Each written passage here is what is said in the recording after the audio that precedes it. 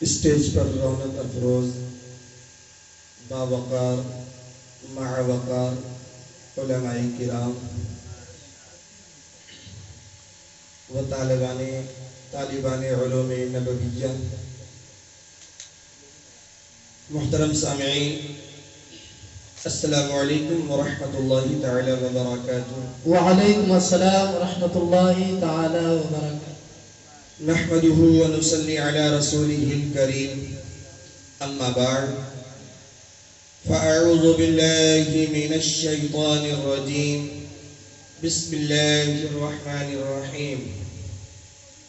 فقد قال الله تبارك وتعالى في القرآن الكريم والفرقان الحميد، فبما رحمة من الله لنت لهم ولو كنت فظا غليظ القلب لانفضوا من حولك۔ صدق الله المولانا العظيم، وبلغنا رسوله النبي الأمين المبين المعين المتين الكريم، نحن على ذلك لمن الشاهدين والشاكرين والحمد لله رب العالمين۔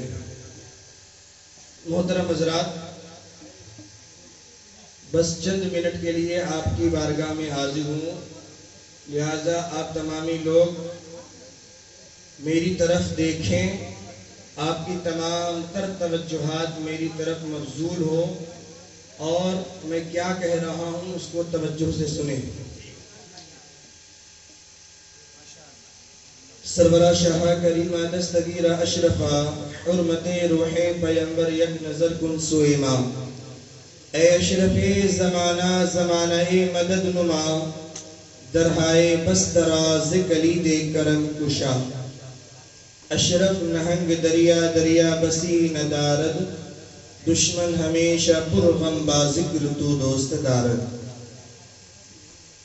حضرات محترم، انتہائی مسرت و شادمانی کی بات ہے اور ہم لوگوں کے لیے بڑی ہی خوش بختی کی بات ہے کہ ہم اور آپ کو اللہ رب العزت نے ربیع الاول کا یہ مبارک و مسعود مہینہ عطا فرمایا، اور ہم اور آپ نبی کریم صلی اللہ تعالی علیہ وسلم کی ولادت کی خوشی میں نبی کی میلاد کی خاطر نبی کی محفل میں تشریف فرما ہے۔ ہم اور آپ اپنی قسمت پر جتنا بھی ناز کریں وہ کم ہے۔ اللہ تبارک و تعالی ہماری اور آپ کی حاضری کو قبول و مقبول عطا فرمائے۔ حضرات محترم، خطبہ مسنونہ کے بعد میں نے جس آیت کریمہ کی تلاوت کی اس پر کچھ باتیں بیان کرنے سے قبل آئیے آپ اور ہم مل کر آقا صلی اللہ تعالی علیہ وسلم کی مقدس و معطر بارگاہ میں درود و سلام کی ڈالی نچھاور کریں۔ پڑھیے بآواز بلند، اللہم صلی علی سیدنا شفیعنا حبیبنا طبیبنا مولانا محمد بارک وسلم، صلو علیہ وسلم دائما علیک یا رسول اللہ صلی اللہ تعالی علیہ وسلم۔ حضرات محترم، شاعر لکھتا ہے، پہلا شعر دیکھیں آپ کا معیار سماعت کہاں تک ہے، سمجھتے بھی ہیں کہ نہیں سمجھتے ہیں۔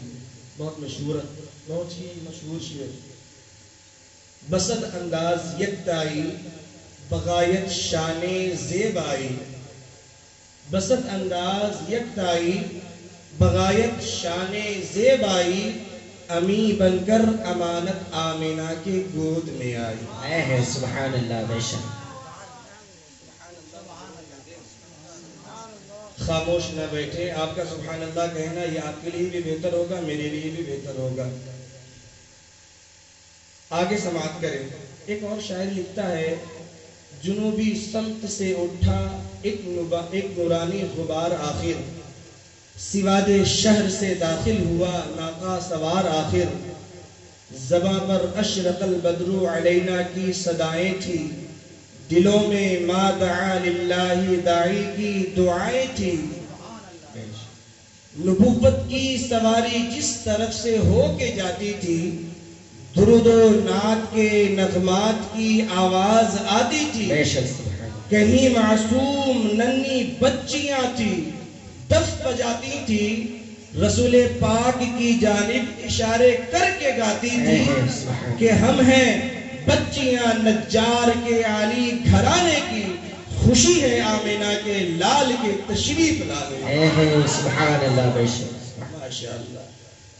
اور ایک بڑا ہی زبردست انداز محسن نقوی کا، جو اس نے نبی کریم صلی اللہ تعالی علیہ وسلم کے مجسمے کو اپنے اشعار میں پرویا ہے، اسے بھی سماعت کریں، اور اس کو سماعت کرنے کے بعد نبی کریم صلی اللہ تعالی علیہ وسلم کی محبت اپنے دل میں بسائیں۔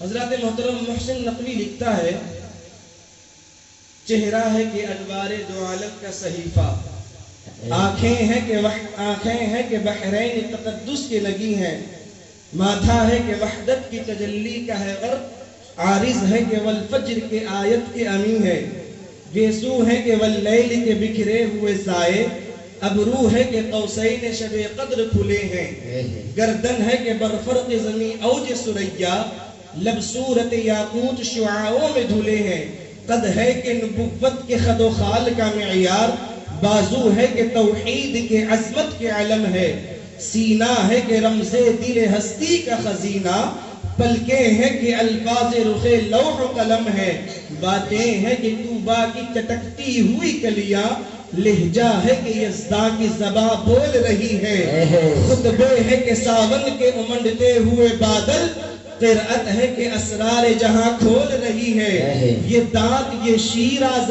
شبنم کے تراشے، یاقوت کی وادی میں دمکتے ہوئے ہیرے، شرمندہ تابع لب و دندان پیمبر، حرف بسنا خانی و خامہ بسریرے، یہ موج تبسم ہے کہ رنگوں کی دھنک ہے، یہ عکس مکانت ہے کہ ٹھہرا ہوا موسم، یہ شکر کے سجدے ہیں کہ آیات کی تنزیل، یہ آنکھ میں آنسو ہے کہ الہام کی رمجھم، کہنے کو تو ملبوس بشر اوڑھ کے آیا، لیکن تیرے احکام فلک پر بھی چلے ہیں، انگلی کا اشارہ تھا کہ تقدیر کی ضربت، مہتاب کے ٹکڑے تیری جھولی میں گرے ہیں، کہنے کو تو فاقوں پہ بھی گزری تیری راتیں، اسلام مگر اب بھی نمک خار ہے تیرا، تو نے ہی سکھائی ہے تمیز من و یزداں، اسلام کی گردن پہ صدا بار ہے تیرا، کہنے کو تیرا فقر تیرے فخر کا باعث، لیکن تو سخاوت کے سمندر کا کنارہ، کہنے کو تو تیرے سر پہ ہے دستار یتیمی، لیکن تو زمانے کے یتیموں کا بے شک۔ سبحان اللہ سبحان اللہ۔ حضرات محترم، اب اپنے موضوع کی طرف آ جائیں۔ اللہ تبارک و تعالیٰ کلام پاک میں ارشاد فرماتا ہے، فَبِمَا رَحْمَةٍ مِّنَ اللَّهِ لِنْتَ لَهُمْ وَلَوْ كُنْتَ فَظًّا غَلِيظَ الْقَلْبِ۔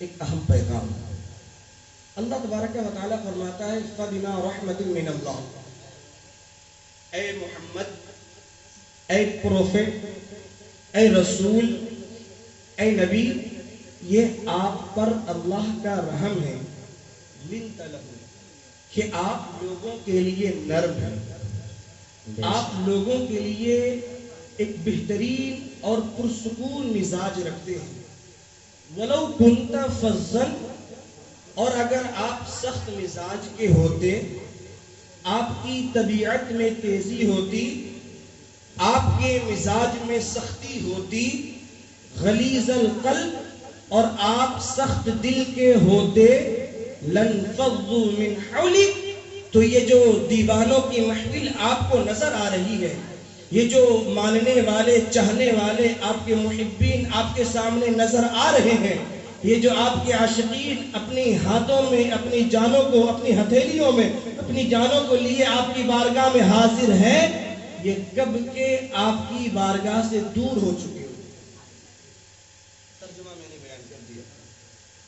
اس آیت کریمہ میں توجہ سے سنیے گا، اس آیت کریمہ میں اللہ تبارک و تعالیٰ نے اپنے محبوب صلی اللہ تعالیٰ علیہ وسلم کی ایک بہت ہی اہم صفت کو بیان کیا ہے۔ وہ صفت کیا ہے کہ نبی کریم صلی اللہ تعالیٰ علیہ وسلم نرم مزاج رکھتے ہیں۔ آپ صلی اللہ تعالیٰ علیہ وسلم کی مزاج میں تیزی نہیں تھی، آپ صلی اللہ تعالیٰ علیہ وسلم کے مزاج میں سختی نہیں تھی. آپ صلی اللہ تعالیٰ علیہ وسلم سخت دل کے نہیں تھے بلکہ سافٹ ہارٹڈ تھے. بے شک آپ صلی اللہ تعالیٰ علیہ وسلم نرم مزاج رکھتے تھے, نرم دل رکھتے تھے, نرم طبیعت رکھتے تھے, نرم دل رکھتے تھے. اسی چیز کی گواہی خود رب کائنات نے کلام پاک میں بھی دی کہ اے محبوب, یہ جو لوگ آپ پر ایمان لا رہے ہیں, آپ کی باتوں کو قبول کر رہے ہیں, اس کی ایک بڑی وجہ کیا ہے؟ آپ کا نرم مزاج کا ہونا اور آپ کا اچھی اور پیاری طبیعت کا مالک ہونا ہے. بے شک. اب ذرا غور کریں اس آیت کریمہ پر تو آپ کو ایک بات اور معلوم ہوگی کہ اللہ تبارک و تعالی پیغمبر سے فرما رہا ہے کہ اے پیغمبر, اے پروفٹ, اے محمد صلی اللہ تعالیٰ علیہ وسلم, آپ پیغمبر ہیں, آپ رسول ہیں, آپ اللہ کے نبی ہیں, آپ تک اللہ کا میسج پہنچتا ہے, آپ تک اللہ کا پیغام پہنچتا ہے. لیکن اگر آپ سخت مزاج کے ہوتے, آپ کی طبیعت میں سختی ہوتی تو لوگ آپ کے پاس بیٹھنا پسند نہیں کرتے, بھلے سے آپ پیغمبر ہیں, بھلے سے آپ رسول ہیں, نبی ہیں, لوگ آپ کے پاس بیٹھنا پسند نہیں کرتے.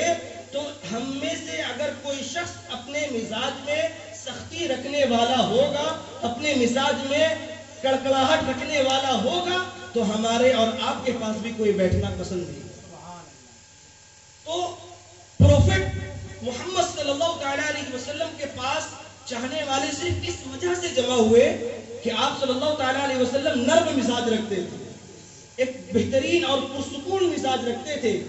تو اللہ تبارک و تعالیٰ نے قیامت تک کے لیے ایک اصول بیان کر دیا کہ قیامت تک جتنے لوگ آئیں گے ان کے لیے یہ میسج ہے, پیغام ہے کہ وہ لوگ اپنے مزاج میں نرمی پیدا کریں, اپنے مزاج میں خوش دلی پیدا کریں.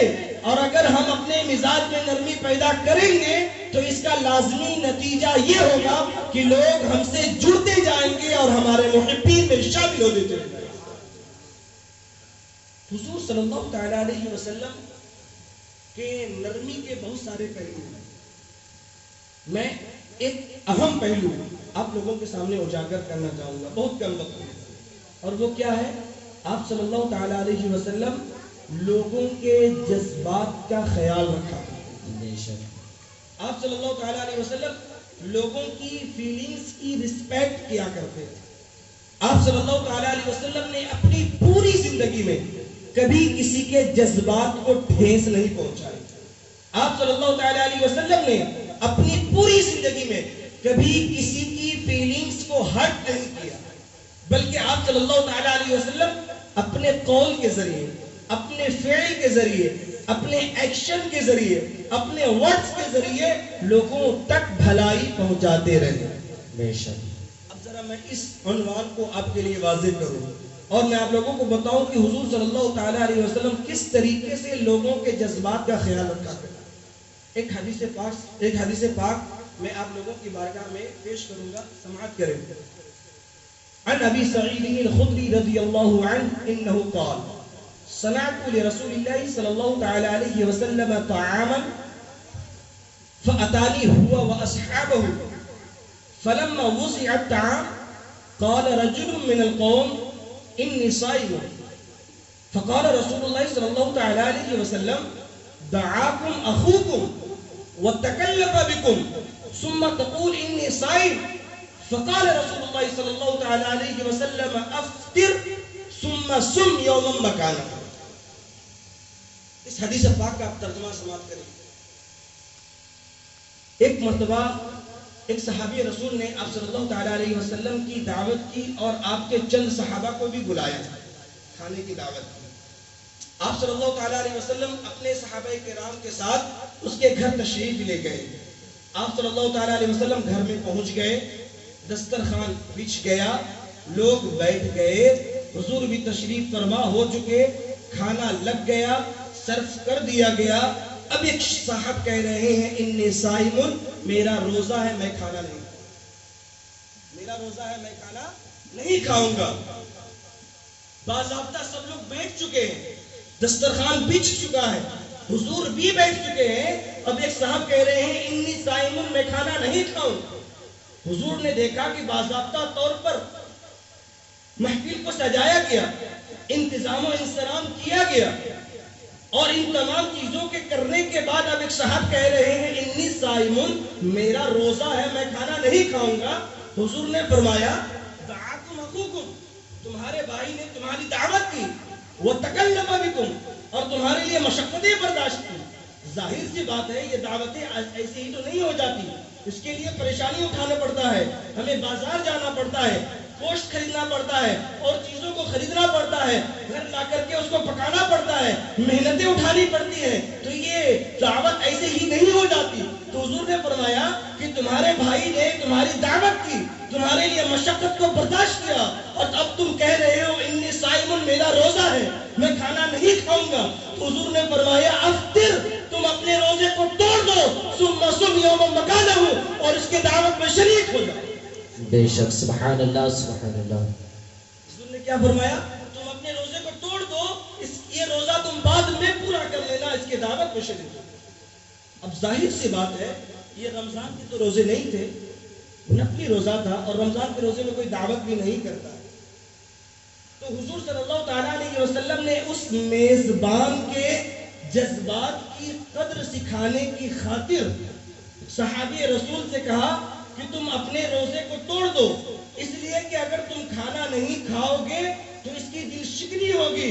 کھانا تو روزہ تو بعد میں بھی رکھا جا سکتا ہے، دل بعد میں نہیں رکھا جا سکتا. بے شک. کھانا تو بعد میں بھی کھایا جا سکتا ہے، لیکن تم روزے کی قضا تم بعد میں بھی کر سکتے ہو، لیکن تم کسی کا دل بعد میں نہیں رکھ سکتے، اس لیے تم ابھی اپنے روزے کو توڑ دو. بے شک. تو ہمیں نبی کریم صلی اللہ تعالیٰ علیہ وسلم نے میزبان کے جذبات کی قدر سکھائی. تو ہمیں اور آپ کو کیا چاہیے کہ ہمیں اور آپ کو اگر کوئی دعوت دے تو ہم جائیں تو وہاں پر کھانا بھی ضرور کریں. تھوڑا سا واضح کروں گا. ہمارے اور آپ کے اندر کیا معاملہ ہوتا ہے کہ اگر کسی کے یہاں سے دعوت آئی تو ہم لوگوں کا مزاج اگر کھانے کا نہیں ہے تو صرف اس وجہ سے جاتے ہیں تاکہ چہرہ دکھا دے، نام دکھا دے. میرے یارو ایسا ہے، کسی نے اگر آپ کی دعوت کی ہے تو اس نے بڑی محنت کیا ہے، بڑا انتظام کیا ہے، انصراف کیا ہے. تو ایسا نہ ہو کہ آپ جائیں اور اپنا شکل دکھائیں، صرف نام دکھائیں. اگر آپ ایسا کریں گے تو اس کی دل شکنی ہوگی. آپ ایسا نہ کریں بلکہ دعوت میں جا کر کے کھانا ضرور تناول کریں. یہ حضور صلی اللہ تعالیٰ علیہ وسلم نے ہمیں درس دیا. اب اور آگے ذرا بڑھیں. نبی کریم صلی اللہ تعالیٰ علیہ وسلم کس طریقے سے لوگوں کے جذبات کا خیال کیا کرتے تھے؟ نبی کریم صلی اللہ تعالیٰ علیہ وسلم نے مومن کے جذبات کا بھی خیال رکھا اور آداب مجلس بھی سکھائی. ایک حدیث پیش کرو. ایک مرتبہ کا واقعہ ہے کہ نبی کریم صلی اللہ تعالیٰ علیہ وسلم مسجد میں تشریف فرما تھے. پوری مسجد خالی تھی، مسجد میں کوئی نہیں تھا، صرف نبی کریم صلی اللہ تعالیٰ علیہ وسلم مسجد میں بیٹھے ہوئے تھے. ایک شخص مسجد کے اندر داخل ہوا. جب وہ مسجد کے اندر داخل ہو گیا تحرک لہ النبی صلی اللہ تعالیٰ علیہ وسلم، نبی کریم صلی اللہ تعالیٰ علیہ وسلم اپنی جگہ سے تھوڑا سا کھسک گئے. حالانکہ پوری مسجد خالی تھی، وہ شخص کہیں پر بھی بیٹھ سکتا تھا، لیکن پھر بھی حضور صلی اللہ تعالیٰ علیہ وسلم اپنی جگہ سے تھوڑا ہٹ گئے، اپنی جگہ سے تھوڑا کھسک گئے. قیل لہو یا رسول اللہ صلی اللہ تعالیٰ علیہ وسلم المکان واسع. صحابہ کرام نے کہا یا رسول اللہ صلی اللہ تعالیٰ علیہ وسلم جگہ تو بہت ساری تھی، پوری مسجد خالی تھی، یہ شخص کہیں پر بھی بیٹھ سکتا تھا، آپ کو اپنی جگہ سے ہلنے کی ضرورت تو نہ تھی، آپ کو اپنی جگہ سے کھسکنے کی ضرورت تو نہ تھی. تو حضور صلی اللہ تعالیٰ علیہ وسلم نے فرمایا ان للمؤمن حقا، کہ تمہارا بھائی میرے پاس مسجد میں آیا، اس کا یہ حق بنتا تھا کہ اس کی عزت کی جائے، اس کا یہ حق بنتا تھا کہ اس کو پروٹوکول دیا جائے، اس کا یہ حق بنتا تھا کہ اس کی عزت کی جائے. اگرچہ مسجد میں پوری جگہ خالی تھی، پوری مسجد خالی تھی، لیکن حضور صلی اللہ تعالیٰ علیہ وسلم پھر بھی اپنی جگہ سے ذرا کھسک گئے تاکہ آنے والے کے جذبات کی قدر ہو سکے. یہ نبی کریم صلی اللہ تعالیٰ علیہ وسلم نے ہمیں سکھایا. تو ہمیں بھی کیا کرنا ہے کہ اگر ہم کہیں پر بیٹھے ہیں، کوئی اگر آتا ہے تو پھر ہم بھی اس کے لیے ذرا سا یا اپنے زبان سے کہہ دیں آئیے تشریف لائیے بیٹھیے. تو اس سے کیا ہوگا کہ سامنے والے کو بھی احساس ہوگا نہیں مجھے یہاں پر عزت دی جا رہی ہے, میرا بھی یہاں پر مقام ہے, میں یہاں پر بیٹھوں گا تو بوریت محسوس نہیں کروں. اور اس حدیث کو اور نبی کریم صلی اللہ تعالیٰ علیہ وسلم کی سیرت کو اپنی زندگی میں لاگو کریں. کبھی بھی آپ مجلس میں بیٹھے, کوئی اگر آپ کے صاحب آئے, اگر آپ اس کو جانتے ہیں تب بھی, نہیں جانتے ہیں تب بھی, اپنے قول کے ذریعے, اپنے فعل کے ذریعے اس کے جذبات کی قدر کریں. بے شک. اور آگے چلیے, نبی کریم صلی اللہ تعالیٰ علیہ وسلم اور مذہب اسلام صرف مسلمانوں کے جذبات کی قدر نہیں سکھاتے. ہم جس مذہب کے ماننے والے ہیں, جس دین سے ہم اور آپ منسلک ہیں, یہ دین اور یہ مسلک اور یہ مذہب ہمیں صرف مسلمانوں کے جذبات کی قدر نہیں سکھاتا, بلکہ غیر مسلموں کے بھی جذبات کی قدر سکھاتا ہے. اس لیے کہ وہ بھی تو انسان ہے نا, اس کے اندر بھی تو جان ہے نا, اس کے سینے میں بھی تو دھڑکتا ہوا دل ہے نا, اس کے بھی تو جذبات ہوا کرتے ہیں نا, اس کے بھی تو سینٹیمنٹس ہوا کرتے ہیں نا. اور مذہب اسلام نے ہمیں ان چیزوں کی, اس کے جذبات کی قدر سکھائی. جی جی. اب دیکھیں حدیث پاک, نبی پاک صلی اللہ تعالیٰ علیہ وسلم تشریف فرماتے, کیا تھے, بیٹھے ہوئے تھے. مرت بھی جنازہ, ایک جنازے کا گزر ہوا, یہودی کا جنازہ تھا, سامنے سے حضور کے گزرا. جب حضور کے سامنے سے وہ جنازہ گزرا, حضور صلی اللہ تعالیٰ علیہ وسلم اپنی جگہ سے اٹھ گئے. صحابہ کرام نے دیکھا, یا رسول اللہ, صحابہ کرام نے دیکھا کہ حضور بیٹھے ہوئے تھے, یہودی کا جنازہ گزرا, حضور اپنی جگہ سے کھڑے ہو گئے. حضور سے پوچھا, یا رسول اللہ صلی اللہ تعالیٰ علیہ وسلم, یہ تو یہودی تھا, یہودی مسلمان تو نہیں ہوتا ہے, تو آپ کو اپنی جگہ سے اٹھنے کی ضرورت تو نہ تھی. تو حضور صلی اللہ تعالیٰ علیہ وسلم نے فرمایا, الیست نفسا, کیا یہ انسانی جان نہیں ہے, کیا یہ انسان نہیں ہے؟ اگر یہ انسان ہے تو میرے اٹھنے میں کوئی حرج نہیں, میں نے کوئی گناہ نہیں کر لیا, تو میں نے جب کوئی گناہ نہیں کیا تو میرے اٹھنے میں بھی کوئی حرج نہیں. اس حدیث پاک سے ہمارے لیے کیا پیغام ہے, ہمارے لیے کیا درس ہے, وہ ذرا غور کریں.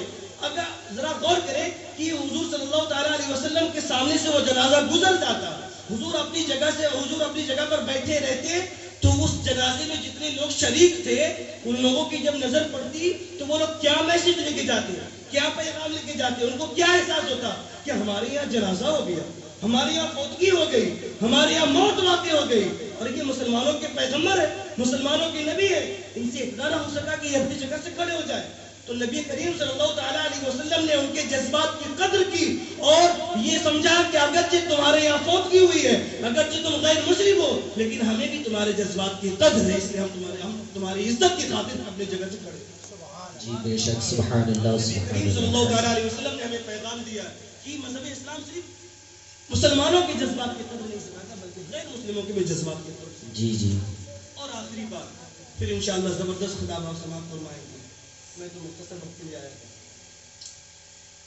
نبی کریم صلی اللہ تعالیٰ علیہ وسلم نے ایک دیہاتیوں کی بھی جذبات کی قدر ہمیں سکھائی. بدوؤں, جو دیہاتی ہوا کرتے ہیں, بدوی ہوا کرتے ہیں, اس کی بھی جذبات کی قدر کرنی چاہیے. ہمارا آپ کا معاملہ کیا ہوتا ہے, اگر کہیں سے کوئی دیہاتی آ جائے, کوئی ایسا لباس پہن کر کے آ جائے, تو ہم اس کا مذاق اڑاتے ہیں, اسے چڑھاتے ہیں, اسے ٹرول کرتے ہیں, ہمارا یہ معاملہ ہوتا ہے. لیکن ذرا حضور کی ذات کو دیکھیں, حضور کی سیرت کو دیکھیں, اور پھر سیکھیں, اپنے آپ میں چینجنگ لائیں. دیکھیں آقا صلی اللہ تعالیٰ علیہ وسلم مسجد نبوی میں تشریف فرماتے, صحابہ کرام کی جھرمٹ موجود تھی. ایک دیہاتی, ایک بدو مسجد میں آیا, اور مسجد میں آ کر کے صحن مسجد میں بیٹھ کر کے وہ پیشاب کرنے لگا. بڑی مشہور روایت ہے, سب کو معلوم ہے, بیان کرواؤ. وہ بدو آیا اور صحن مسجد میں بیٹھ کر کے پیشاب کرنے لگا. صحابہ کرام نے دیکھا کہ مسجد ہے اور یہ دیہاتی بدوی انسان مسجد میں آ کر کے پیشاب کرنے لگا, تو صحابہ کرام اٹھ کھڑے ہوئے اور اس کی طرف بھاگے کہ کسی طریقے سے اس کو مسجد سے باہر نکالے. صحابہ کرام کو حضور صلی اللہ تعالیٰ علیہ وسلم نے فرمایا, مت رک جاؤ, ٹھہر جاؤ, اسے مکمل پیشاب کر لینے دو. اسے پریشان نہیں.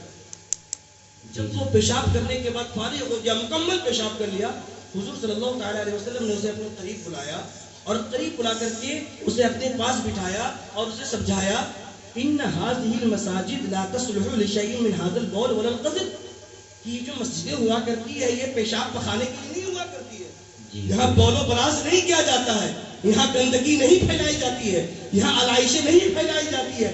انما هي لذکر اللہ, بلکہ یہ تو اللہ کی عبادت کے لیے بنائی جاتی بے ہے، شک وہ صلاۃ اور نمازیں ادا کرنے کے لیے بنائی جاتی ہے، وہ تلاوت القرآن اور قرآن کی تلاوت کے لیے بنائی جاتی ہے۔ حضور صلی اللہ تعالیٰ علیہ وسلم نے اسے سمجھایا اور سمجھانے کے بعد اسے رخصت کیا، اور پھر صحابہ کرام سے کہا کہ پانی کا ایک ڈول لو اور ڈول لے کے جا کر جس جگہ اس نے پیشاب کیا وہاں پر اس ڈول کو بہا دو۔